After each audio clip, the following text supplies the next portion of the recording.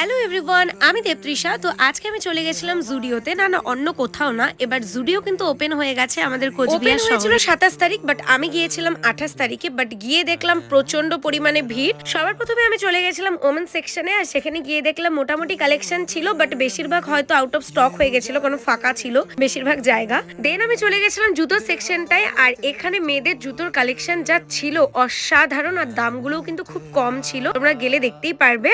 দেন আমি চলে গেছিলাম মেন সেকশনে, আর মেন সেকশনটা ওপরে, এখানেও ভালো ভালো জ্যাকেটের কালেকশন ছিল।